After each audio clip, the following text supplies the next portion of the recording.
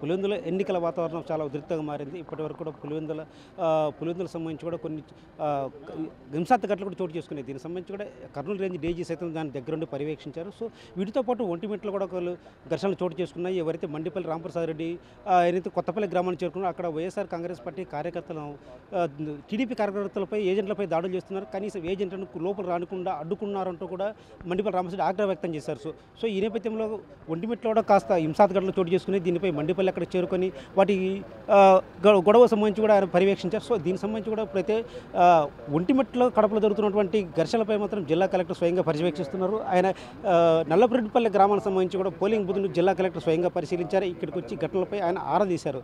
So ఈ నేపథ్యంలో ఎవరైతే ఉన్నారో జిల్లా ఎస్పీతో పాటు జిల్లా కలెక్టర్ పరిశీలించి ఈ ఘటనలకు సంబంధించి ఆరా తీసి ఇరు పార్టీలకు సంబంధించి కూడా ఏజెంట్లతో కూర్చొని వాటికి చర్చించే ప్రయత్నం చేశారు. దీనికి సంబంధించి కూడా మన జిల్లా కలెక్టర్ ఉన్నారు, అడిగే ప్రయత్నం చేద్దాం.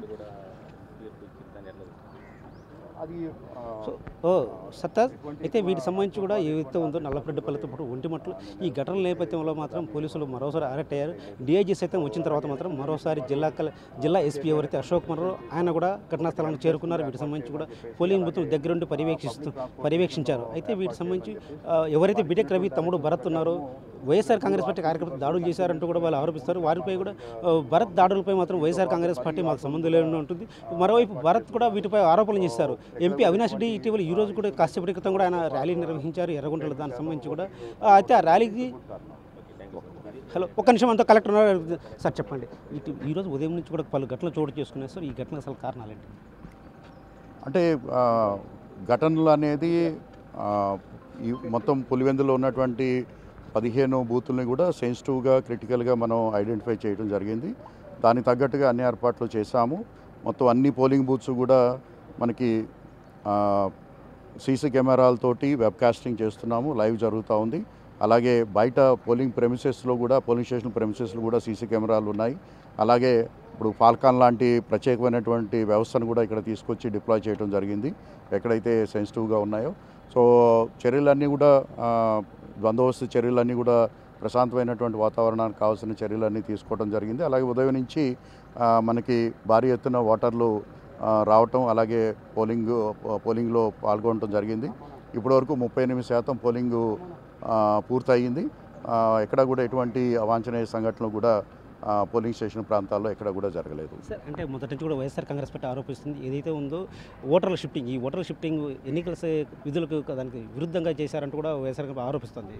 సో అది ఎలక్షన్ కమిషన్ వారు ఇచ్చినటువంటి ఆదేశాల మేరకు ప్రాసెస్ని ఫాలో అయ్యి ఈ పోలింగ్ స్టేషన్ల గుర్తింపు అనేది జరిగింది.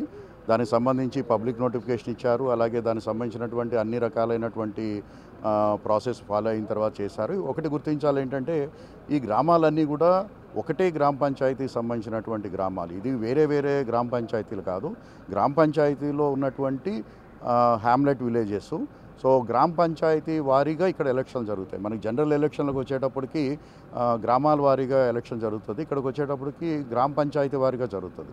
అందువల్ల కొంతమంది ఓటర్సు ఈ పోలింగ్ స్టేషన్ నుంచి ఆ పోలింగ్ స్టేషన్కి దానికి ఆ విధంగా రావడం జరిగింది. అయితే కమిషనర్ వారు దానిపైన కొన్ని ఆదేశాలు ఇచ్చున్నారు. ఒకటి హెల్ప్ డెస్క్లు ఏర్పాటు చేయమని, అన్ని చోట్ల కూడా హెల్ప్ డెస్క్లు ఏర్పాటు చేశాం.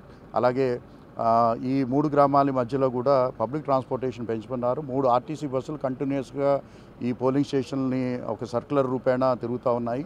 అలాగే వాటితో పాటు ఒక 10 ఆటోలు కూడా ప్రత్యేకంగా ఏర్పాటు చేయడం జరిగింది. అవి కూడా ప్రజలకు అందుబాటులో ఉన్నాయి. ఎక్కడా కూడా ఎటువంటి ఇబ్బంది లేదు. So polling is very peaceful.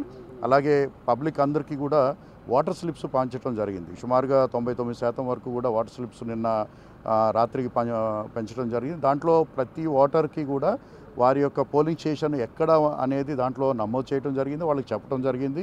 అలాగే వారి దగ్గర నుంచి వ్యక్తిగతమైనటువంటి అక్నాలజ్మెంట్స్ కూడా తీసుకోవడం జరిగింది. అది లా అండ్ ఆర్డర్ మెయింటైన్ చేయడంలో భాగంగా జరిగే కార్యక్రమం అది. ఎందుకంటే this is and sensitive place అందరికీ తెలుసు. అందుకనే 15 పోలింగ్ స్టేషన్స్ని కూడా మనం సెన్సిటివ్ అండ్ క్రిటికల్గా డిక్లేర్ చేసి దానికి తగ్గట్టుగా ఏర్పాట్లు చేయడం జరిగింది. 38% ఇప్పటివరకు పూర్తయింది. పులివెందులకు సంబంధించి కూడా ఏదైతే ఉందో జెడ్పీటీసీ ఉప ఎన్నికలకు సంబంధించి కూడా పూర్తిగా ఎన్నికల కమిషన్ సంబంధించి కూడా అన్ని ఏర్పాట్లు సిద్ధం చేస్తాం. వీటికి సంబంధించి కూడా ఉదయం నుంచి ప్రశాంతంగా పోలింగ్ కొనసాగుతోంది.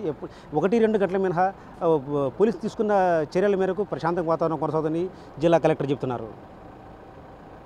కెమెరా పర్సన్ సుదర్శన్తో శివ, బిగ్ టీవీ, పులివెందుల నుంచి.